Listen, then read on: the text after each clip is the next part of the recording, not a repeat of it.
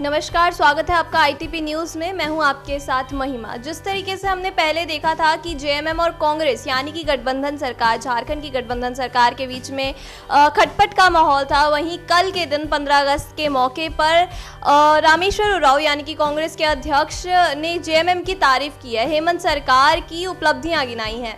इसी पर चर्चा करने के लिए मेरे साथ मौजूद है अमन सर। मैं आपकी राय जानना चाहूँगी, कहीं ना कहीं ये नज़दीकियाँ अब सरकार को बचाने के लिए साबित हो सकती हैं? बिल्कुल, और सही बात कही आपने, क्योंकि जब आप एक पावर में, सत्ता में साझेदार होते हो तो ये तलखी, ये जो गुस्सा है, नाराज़गी है, बहुत समय तक नहीं रहती। आपको कहीं ना कहीं बैठ कर शूट आउट तो करना ही पड़ेगा। और जिस तरह से 15 अगस्त का मौका था, ऐसे वक्त में रामेश्वर उरांव जो वित्त मंत्री भी हैं वहाँ पर और पार्टी के अध्यक्ष भी हैं कांग्रेस के झारखंड से, तो उन्होंने ऐसे वक्त में न सिर्फ सीएम हेमंत सोरेन की तारीफ़ की, बल्कि उन्होंने सरकार के काम की भी तारीफ़ की और बहुत सारे उन्होंने जो उपलब्धियाँ गढ़ी हैं, बहुत सारी बातें उन्होंने कहीं। लेकिन अगर वहीं एक महीना पहले जाकर देखें, 20 दिन पहले जाकर अगर देखें, तो कहीं ना कहीं दोनों दलों में आपस में काफ़ी तलखी का माहौल था, काफ़ी नाराज़गी भरा माहौल था महिमा। क्योंकि जिस तरह से जेएमएम ने आरोप लगाया कि कांग्रेस जो विधायक थे वो बीजेपी खेमे में जाना चाहते हैं, बीजेपी से हाथ मिलाना चाहते हैं और सरकार तोड़ना चाहते हैं, उसको लेकर दोनों ही दलों में काफ़ी तनातनी का माहौल हो गया था। क्योंकि उसके बाद आपको याद होगा जिस तरह से बीजेपी इस मामले में पूरा निकल कर आई, उसके बाद कांग्रेस ने भी ये बात कही कि हमारा कोई विधायक इसमें इन्वॉल्व नहीं है और जो बातें हो रही हैं ये कहीं ना कहीं बेसिर पैर की बातें, इसका सच्चाई से कोई लेना देना नहीं है। और उसके बाद बहुत सारी बातें निकल कर ये भी आई कि जो कांग्रेस की तरफ से भी कहा गया कि जेएमएम जिस तरह से हमारे ऊपर आरोप लगा रहे, तो वहीं कुछ जेएमएम के नाम भी हमारे पास हैं जो बीजेपी नेताओं के संपर्क में हैं।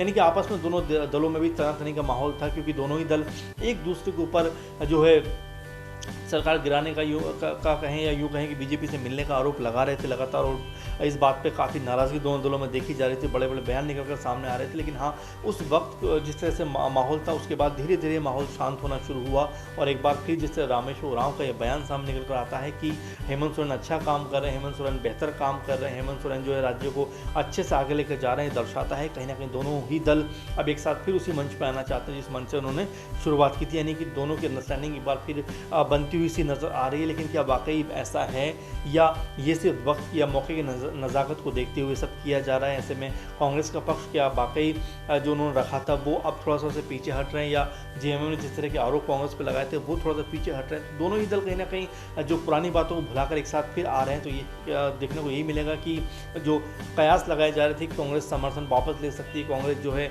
हेमंत सरकार से अलग हट सकती है, इस बयान के बाद तो कम से कम महिमा ऐसा लगता है कि फिलहाल तो ऐसा होने वाला नहीं है। और कांग्रेस लगातार न सिर्फ साथ चलने को तैयार है बल्कि हेमंत सोरेन के वो काम से भी खुश हैं। बिल्कुल, सरकार गिराने का जो मामला सामने आया था जिसमें आरोप प्रत्यारोप कांग्रेस और जेएमएम के बीच में थे, जहां भाजपा भी लगातार हमलावर थी, अब कहीं ना कहीं ये मामला दब गया है। इस मामले में ये तो साफ है कि जेएमएम की भी बदनामी थी और कांग्रेस की भी बदनामी थी, तो कहीं ना कहीं ऐसा नहीं लगता कि इस पूरे मामले को दबाया गया है?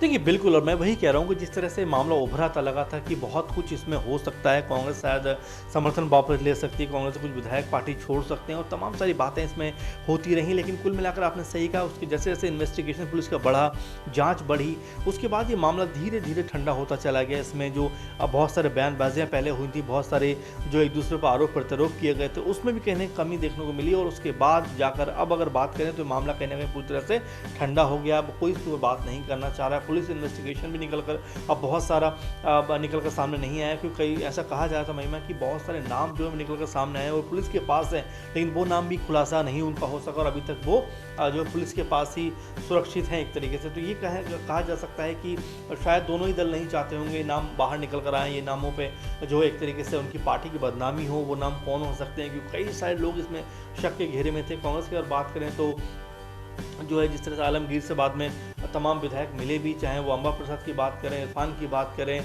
और भी जो दीपिका की बात करें, और भी जो एमएलए थे उनकी बात करें कि लगातार वो जो है मिलकर अपनी सफाई पेश करते रहे। तो अब इसके बाद क्या दोनों ही दल इससे पीछे हट गए हैं? क्या पुलिस ने जो इन्वेस्टिगेशन की उसको ये लोग बाहर लेकर नहीं आना चाहते हैं? क्योंकि अगर ऐसा होता है तो कहीं ना कहीं दोनों ही दलों का, दोनों ही पार्टियों का इसमें नुकसान हो सकता है। और दोनों ही दल जो है ऐसे वक्त में जब पावर में हैं, उसके बाद अगर ये नाम सामने आते हैं, क्योंकि कांग्रेस का नाम सबसे अधिक उछाला गया कि उसे कम से कम 8 से 10 या 10 से 12 जो विधायक थे वो संपर्क में थे, लगातार मीटिंग्स कर रहे थे।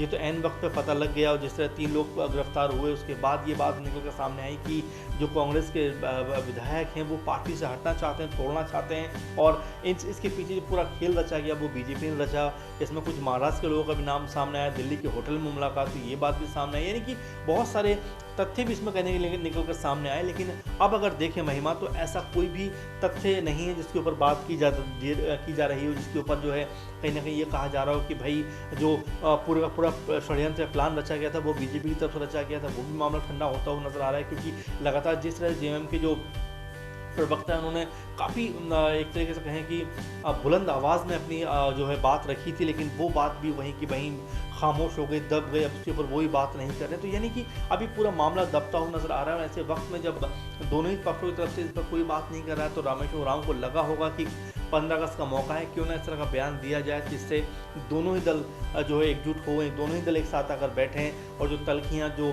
नाराज़गियाँ जो रही हैं बीते दिनों वो कम से कम ख़त्म हो। तो अब ये अपने आप में देखने वाली बात होगी कि वाकई ऐसा हो पाएगा, वाकई आने वाले दिनों में दोनों ही दल एक साथ इसी तरह से जैसे चल रहे थे वैसे चलेंगे, या फिर अब जो आने वाले दिनों में कुछ और इसका नज़ारा देखने को मिलेगा।